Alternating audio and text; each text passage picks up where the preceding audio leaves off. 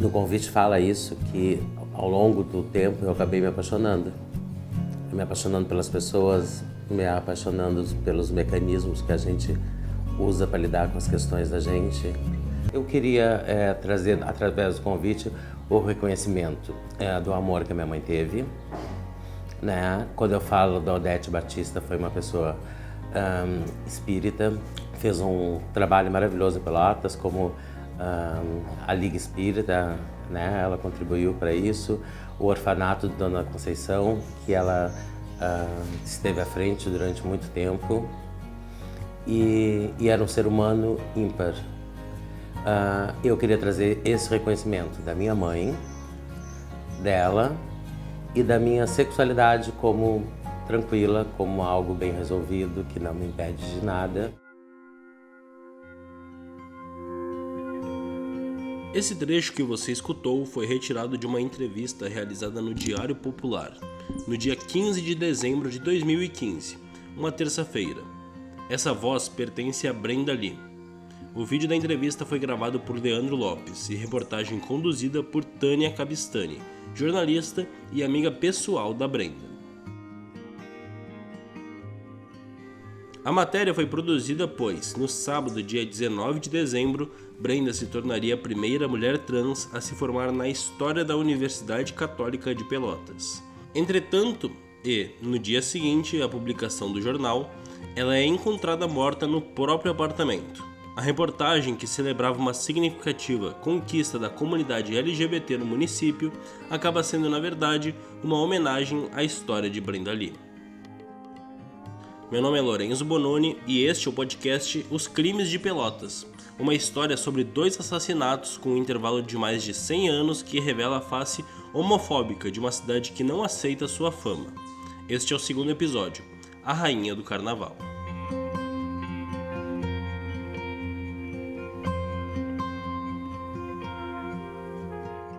Após investigar um assassinato ocorrido no século XIX, avançamos muitas décadas para entender outro violento caso de homofobia no município gaúcho. Para esse episódio, é importante frisar que Brenda Lee era uma mulher trans e se assumiu como tal nos últimos anos de sua vida. Por muito tempo, Brenda só se assumia como mulher de maneira escondida, saindo para ensaios de carnaval, festas e outros eventos. Por quase toda a sua existência, tanto na vida pessoal em casa quanto na vida profissional, Brenda utilizou o nome de batismo, o qual refleti se deveria mencionar aqui, mas avaliei ser importante abordá-lo neste primeiro momento para facilitar a compreensão de algumas falas e matérias publicadas em veículos de comunicação. Nesse sentido, parte dos entrevistados que conviveram com Brenda possuem muitas memórias de antes da transição. Brenda Lee nasceu em 1969, tendo Paulo Rogério Duarte Nunes como seu nome de batismo. Para saber mais sobre os primeiros anos de sua vida, conversei com Patrícia Duarte, irmã caçula da família. Então, o que eu sabia?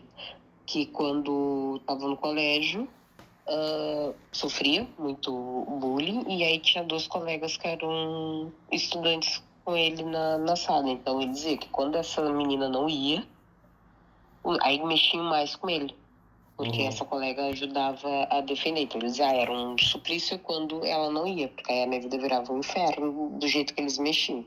Em 2017, Patrícia e Nara, a outra irmã de Brenda, foram ao Paço Municipal no dia de combate à homolesbotransfobia e também relataram um episódio de homofobia por parte de uma professora que teria chamado a mãe da família para avisar que o filho não seria normal. Com 18 anos, Brenda viria a se assumir como gay, mas ainda mantinha a vida pessoal reclusa de pessoas de alguns círculos sociais que convivia, como na Câmara de Vereadores.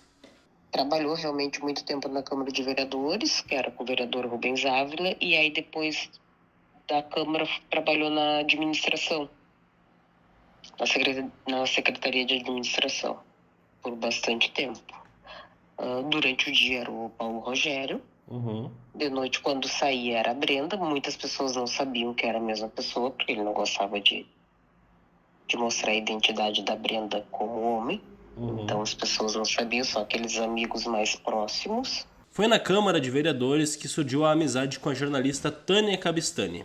Marquei de conversar com ela numa cafeteria, e pela personalidade bem-humorada de Tânia e histórias que ouvi sobre como Brenda era uma pessoa que alegrava a todos ao seu redor, fica claro que seria impossível essa amizade não surgir. A gente trabalhava na Câmara de Vereadores. Eu trabalhava numa bancada e o Paulo Rogério na bancada da frente. E daí era aquela coisa, todo dia, oi, né? Trabalhando no mesmo lugar. E a gente sempre ia junto pro plenário e tal. Ele era assessor de um único vereador e eu era assessora de imprensa de uma bancada com 4 vereadores. E aí às vezes ele ia na minha frente, eu ficava observando e tal. Aí um dia a gente sentou lado a lado naquela bancada para imprensa da Câmara. Aí ele com aquele jeito, ele, oi, tudo bom? E eu, tudo bom. Aí eu olhei para ele e disse assim, tu usa calcinha? Ele caiu na risada e disse assim, tu notou? E eu, claro. Ali nasceu uma grande amizade entre a gente, sabe? No início eu conhecia só o Rogério, como todo mundo chamava, ninguém chamava Paulo. E aí um tempo depois, não me pergunta quando, porque eu não vou lembrar, ele me apresentou a Brenda ali. Mas até então eu só conheci o Rogério, que trabalhava na Câmara e ajudava a mãe dele. Então era muito engraçado, sabe? Quando chegava alguém que não conhecia o Rogério, ele se escondia. Uma vez ele abriu o guarda-chuva dentro do ônibus para o presidente de um bloco burlesco não reconhecer ele no ônibus. Parecia ser uma pessoa muito bem-humorada. Então, ele era divertidíssimo, sabe? Divertidíssimo. Então, como eu te falei, assim, era muito o tempo, né, que a gente saía muito, que eu era solteira, que eu tava solteira, e a gente saía muito, né? E às vezes eu botava, porque aquela coisa, a gente botava no Facebook, fulano, quero falar contigo.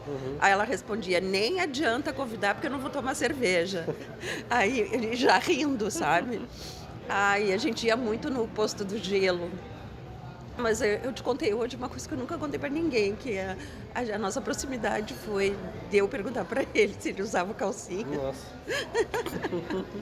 Outra paixão de Brenda era o carnaval. Em 2011, ela foi a primeira rainha gay da escola Estação Primeira do Areal. Patrícia conta que sua irmã desfilou em várias escolas e blocos burlescos durante sua trajetória na folia pelotense. Primeiro acho que saiu na Bruxa.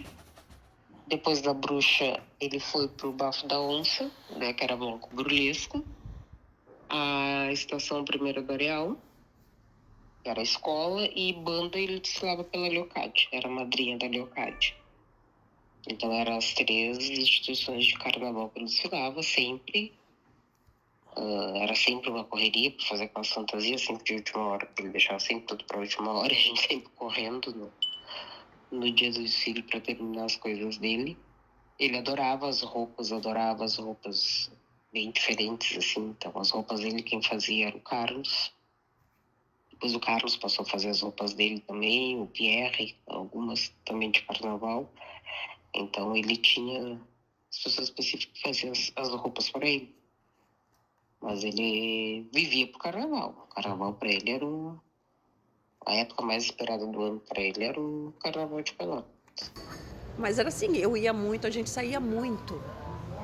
Aí ia para ensaios de escola de samba, porque eu cobria carnaval. Eu passei a minha vida inteira, eu gosto muito de carnaval também. Sim.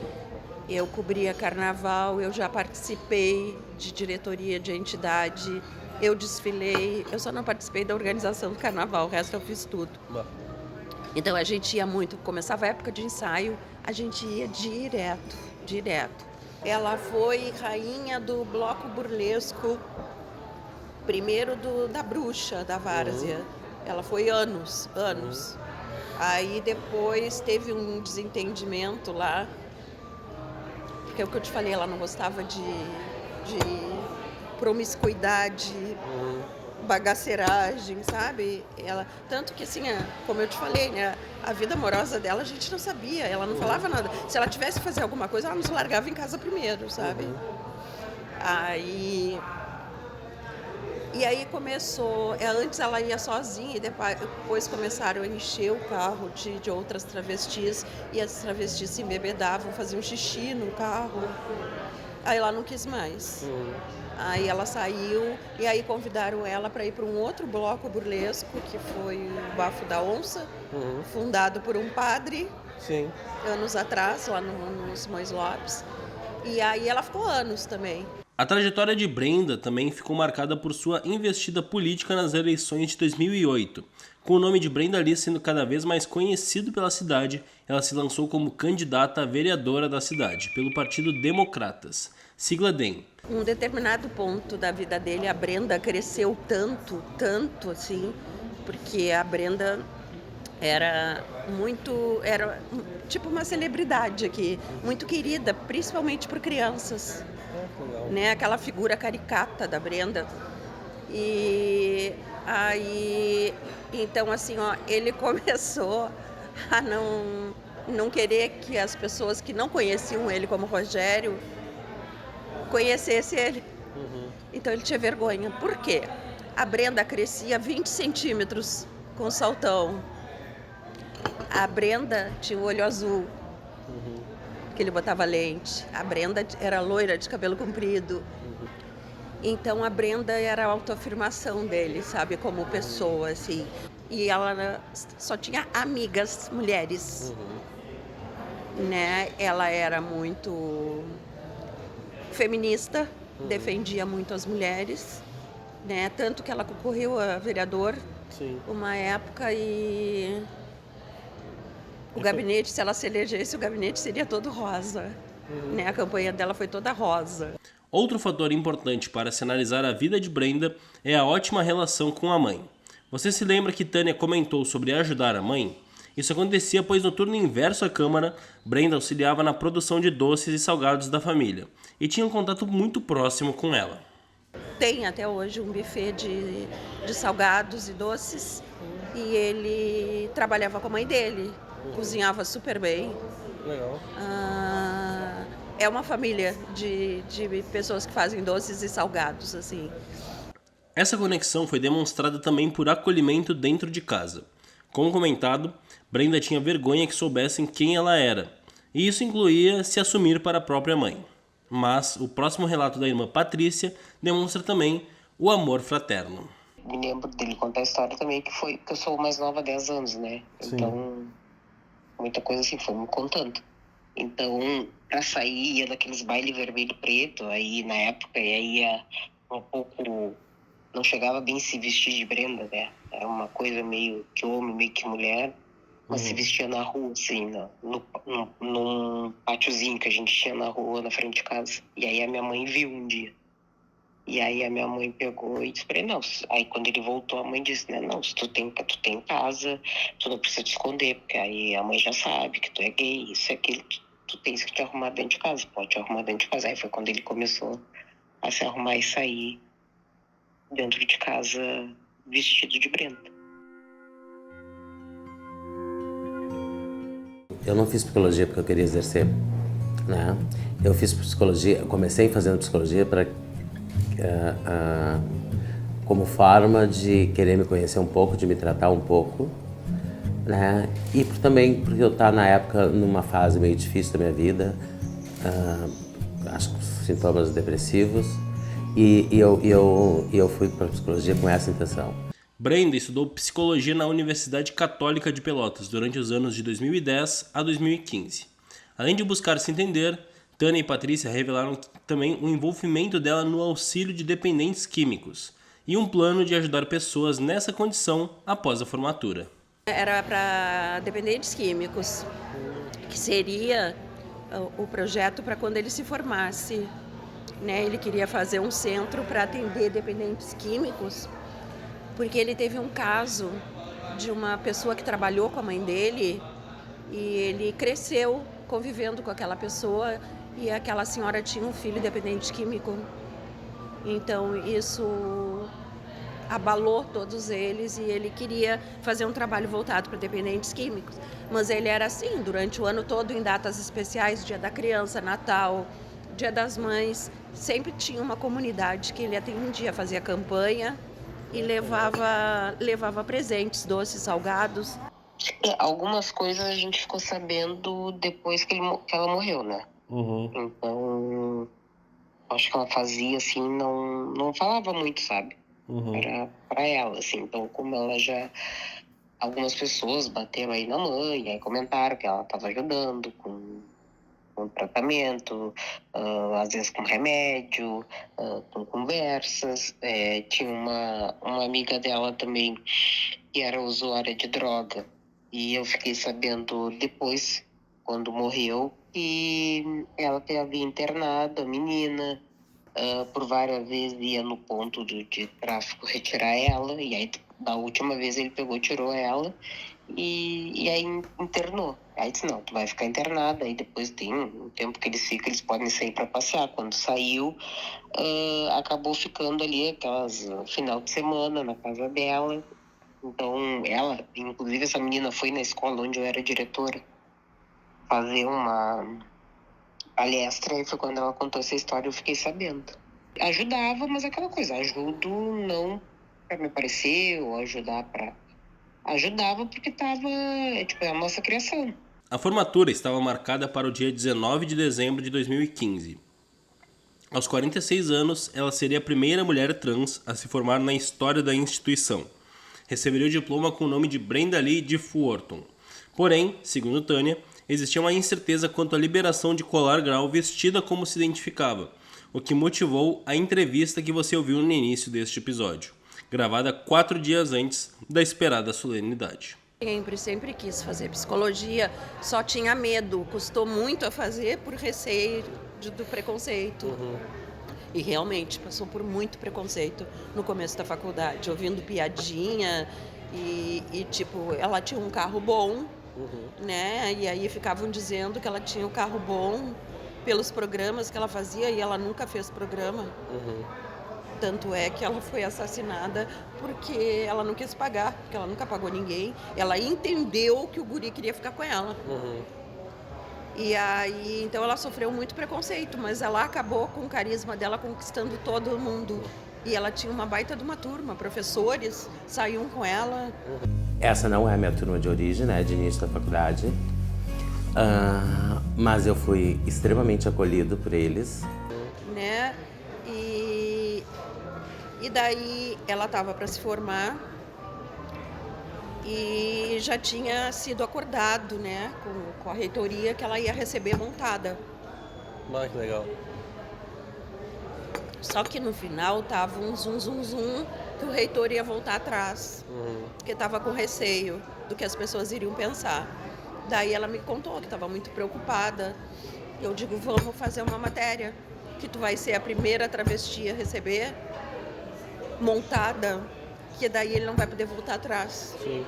Eu digo, voz que tinha o Diário Popular na época, então... Eu digo, além de ser uma pauta interessante, vai te ajudar. E aí, foi isso que eu fui fazer na casa dela. A entrevista foi publicada no jornal impresso e no canal do YouTube do Diário Popular. Porém, naquela madrugada entre terça e quarta-feira, Brenda foi assassinada em sua própria casa com golpes na cabeça. Ela foi encontrada pela própria mãe no quarto. O autor do crime foi Lucas da Silva Rocha, de 21 anos, que confessou o crime no mesmo ano. Ele também roubou o carro da vítima, um Ford Focus verde e 2 celulares. A cobertura do caso foi extensa. O crime esteve na capa do Diário Popular, principal jornal da cidade, e, tanto por ser uma figura conhecida em âmbito local, quanto pela violência de fato, ganhou bastante atenção da mídia regional e estadual. Os trechos a seguir foram retirados de algumas matérias do Diário Popular, escrito pela jornalista Juliane Viegas, repórter da Editoria de Polícia. Eu não desisti em momento algum. Isso para mim é uma vitória, uma conquista. Com essas palavras, Paulo Rogério Duarte Nunes, nome social Brenda Lee, encerrou, horas antes de ser morto, a entrevista ao Diário Popular na tarde de terça-feira, possivelmente a sua última entrevista. Ela falou sorridente sobre o diploma que receberia como Brenda Lee de Fullerton, no sábado, quando estaria acompanhada de amigos e familiares no Teatro Guarani, para colar grau na graduação do curso de Psicologia da UCPEL. O sonho, no entanto, foi interrompido de forma brutal. Na madrugada de ontem, ela foi assassinada, com 2 golpes dados com um encosto de cadeira de escritório, dentro da casa onde morava, no bairro Areal. O corpo estava seminu em cima da cama. Brenda tinha 46 anos e morava na rua Zola Nunes. O carro e 2 celulares da vítima haviam sido levados. O veículo, um Ford Focus, foi encontrado por agentes da Delegacia de Homicídio e Desaparecidos, no início da tarde de ontem, na Avenida Duque de Caxias, próximo à agência do Banco do Brasil. O carro foi recolhido e deve ser periciado hoje. Diário Popular, 17 de dezembro de 2015. Tal qual o caso de João dos Reis, o Correio do Povo de Porto Alegre cita o caso em apenas uma matéria, um dia após o crime. Mas, diferente do passado, o jornal utiliza de uma linguagem mais simples e direta para apenas noticiar o fato. A travesti, conhecida como Brenda Lee, 46 anos, foi encontrada morta no próprio quarto nesta quarta-feira em Pelotas, no sul do estado. O corpo de Paulo Rogério Duarte Nunes foi localizado pela mãe com ferimento na cabeça. No chão, próximo ao corpo, havia um encosto de ferro de uma cadeira. O crime ocorreu no bairro Areal.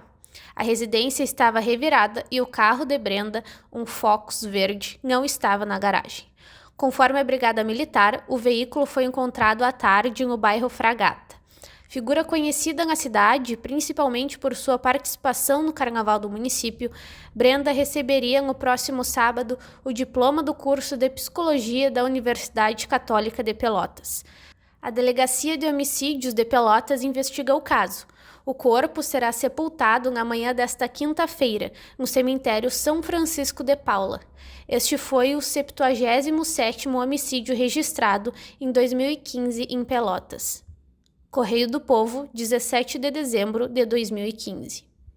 Conversei com Juliane Viegas para saber mais detalhes da apuração do caso e entender como foi a investigação da polícia e o processo por parte do Ministério Público. Já era dezembro, era bem calor assim, e eu cheguei na redação e uma colega já tinha ido lá, a Cíntia, que era a primeira repórter a entrar, era o primeiro horário do dia. Ela entrava às 6h30, 7 horas da manhã, e eu entrava 8, 8h30, no máximo 9 horas. Quando eu cheguei, ela já tinha ido ao local e ainda estava tudo muito confuso, assim, tinha muita polícia lá.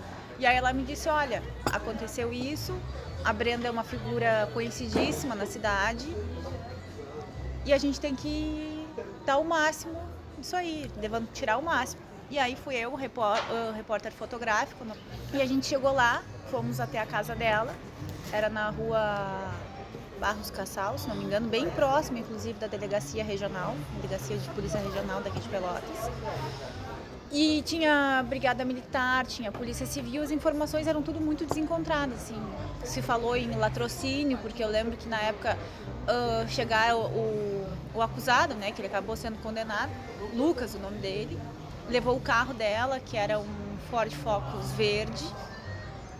E tudo aquilo chocou muito, porque a Brenda era uma figura conhecida na cidade, tinha sido candidata a vereadora, ia se formar em 3 dias com o nome social de Brenda. E na época, analisando hoje, acho que nenhuma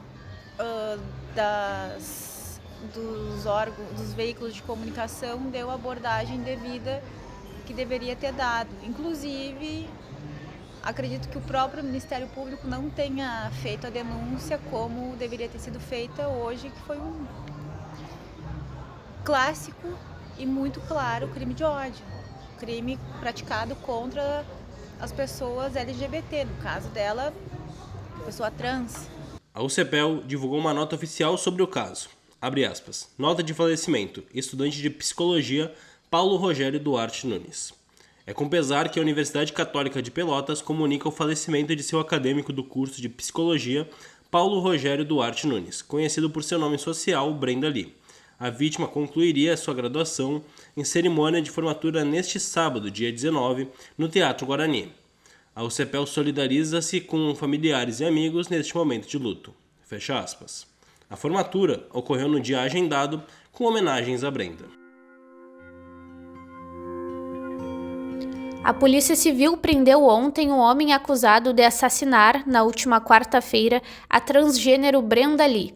Ele foi preso por agentes da Delegacia de Homicídios e Desaparecidos, em um apartamento na Avenida Duque de Caxias, próximo ao local onde o carro da vítima foi encontrado. Com o acusado, os agentes encontraram os celulares e a chave do veículo de Brenda. A polícia, o acusado, de 21 anos, confessou o crime. Na tarde da última quinta-feira, o titular da DHD, Félix Rafaim, já havia pedido prisão temporária do rapaz. LSR 21. Tem antecedentes criminais por dano ao patrimônio.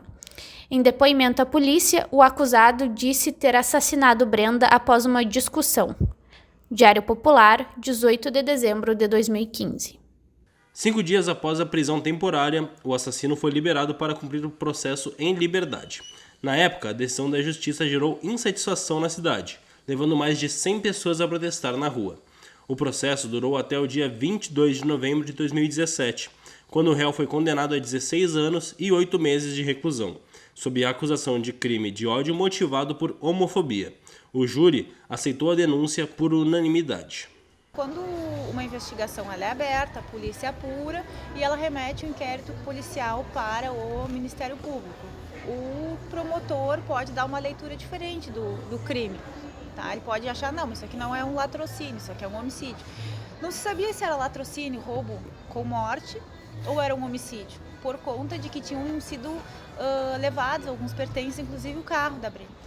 Então não se sabia se aquilo era um latrocínio, se era um roubo seguido de morte, ou se aquilo era um homicídio, com a livre intenção e vontade de matar a outra pessoa, motivada pelo motivo torpe, que no caso seria a LGBTfobia, que ele foi qualificado pelo motivo torpe. Então, assim, isso demorou um pouco para que fosse definido, bom, vai ser latrocínio ou vai ser homicídio, mas isso era questões dos órgãos oficiais, né, da polícia e do Ministério Público. E aí a gente também ficava levantando, né, ligando toda hora, e aí já foi indiciado, e aí já foi remetido para o Poder Judiciário, o inquérito, a gente precisa de informação. Daí quando foi o homicídio, assim, com motivo torpe, o doutor José Olavo dos Passos denunciou o promotor, hoje já é aposentado. Acho que foi um alívio, assim. Eu lembro que o tribunal do júri lá estava muito cheio, o salão estava bem cheio lá no fórum. A doutora Regis Vanzin fez a sentença, o conselho de jurados, né, o conselho de sentença, os jurados do tribunal do júri votaram todos os quesitos a favor para condenar ele, o Lucas. Eu lembro que ele ficou um tempo preso, aí depois ele foi condenado por um outro caso, que eu acho que ele até bateu num comerciante no Pop Center, né? Com uma barra, com uns pedaços de prego, parafuso, enfim. Hoje eu não desconheço a situação, se ele cumpre pena, se ele está em liberdade, não tenho conhecimento algum. O que eu sei é que a mãe da Brenda não está com a filha e a Brenda também não está aqui para poder viver e aproveitar a resistência dela, né? Porque a Brenda não conhecia pessoalmente, mas via as pessoas falar e me envolvi muito no caso, então na época me senti próxima a ela e via que ela tinha muitas cores, assim, muita vida. E hoje ela não está aqui pra gente saber. A grande questão é essa.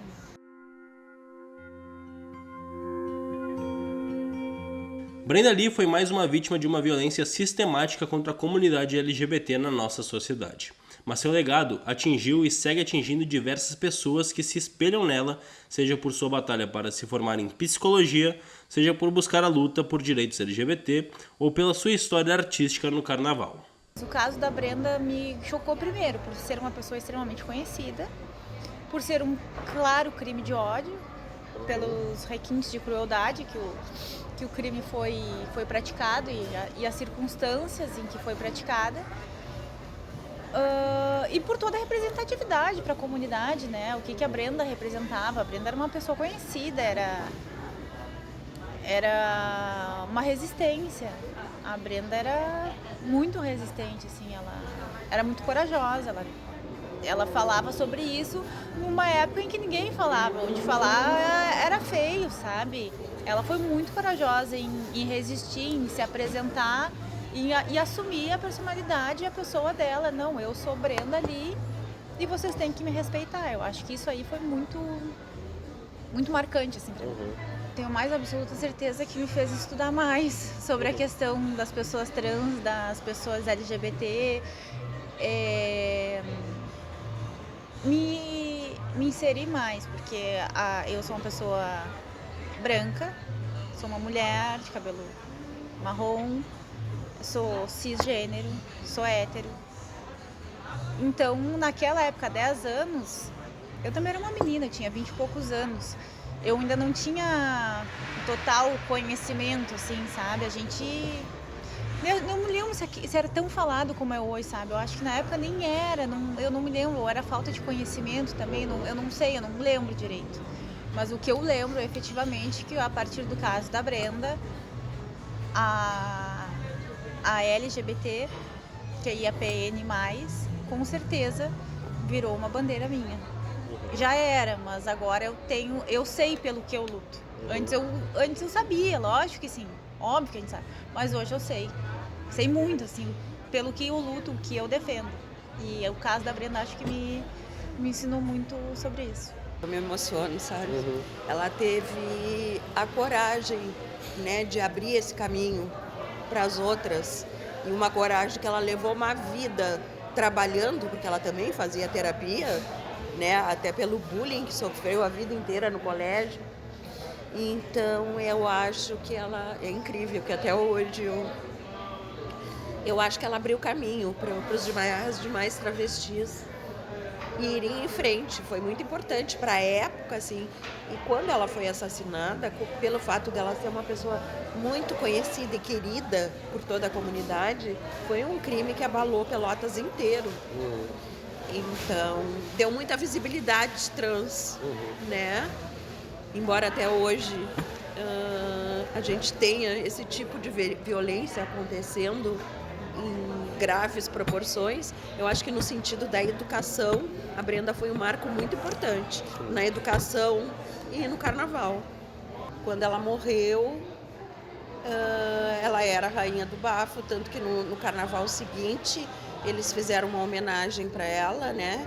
Foi o carro vazio, só com um pôster gigante dela e os amigos e a família no caminhão. Acabou que nós passamos todo o desfile chorando, todo mundo. Ninguém conseguia, sabe? Porque eu tenho outros amigos gays, assim, que são mais novos, né? E eu tenho a mania de dizer que hoje tá mais fácil, que não é fácil, né? Se assumir gay. Mas hoje tá mais fácil devido a essas pessoas da idade dele, tanto quanto ele, que foram abrindo portas. Sim. Foram abrindo as portas com aquelas questões que tinha ali da parada gay. Ele sempre se apresentava na parada gay com essa amiga que ele internou. Então ele sempre se apresentava, mas sempre com uma mensagem. Nas apresentações dele sempre tinha uma mensagem, né? Não era uma apresentação por si só. Ele ensaiava horrores aquilo dentro de casa para passar uma mensagem. As pessoas iam por causa dele, muitas apresentações. Inclusive, depois na faculdade, como eu te disse, ele não dizia quem ele era. Quem era o Rogério, quem era a Brenda. Então, na faculdade, uma vez na aula, ele dizendo que uma professora pegou e disse: agora final de semana tem a parada gay, eu vou ir porque eu sou apaixonada pela Brenda. E eu quero ver a apresentação dela. E ele ficou quieto. Aí uma amiga que sabia da aula pegou e disse: não vai contar pra ela que é a Brenda? Ele: não vou cortar essa coisa que ela tem com a Brenda, não vou contar. E aí ele se emocionou quando a mulher falava muito da Brenda. Aí passou um tempo depois ele contou: não, a Brenda sou eu. Então eu acho que abriu o caminho, sim. Para encerrar, gostaria de dedicar esse episódio em homenagem a Brenda Lee e deixar sua voz como um último recado para todos que ainda acreditam na luta LGBT em Pelotas. E eu não desisti em momento algum. Então, para mim, isso é uma vitória. É uma conquista. Você ouviu o segundo episódio do podcast Os Crimes de Pelotas. No próximo, você conhecerá mais detalhes sobre a história e fama de Cidade dos Gays, alcunha utilizada de forma pejorativa com Pelotas. Também ouvirá o que é feito no município pelos órgãos públicos e movimentos sociais 10 anos depois do caso de Brenda, para garantir a segurança e bem-estar da comunidade LGBT. Os Crimes de Pelotas é uma produção do curso de jornalismo da Universidade Federal de Pelotas. Reportagem, captação de áudio, roteiro, locução e edição é de Lorenzo Bononi. Orientação, Max Sidney. Neste episódio você ouve as vozes de Luísa Brito, Patrícia Duarte, Tânia Cabistani e Juliane Viegas. A gravação de Brenda Lee foi feita por Leandro Lopes e retirada do canal do YouTube do Diário Popular. A arte foi produzida por João Vitor Neves.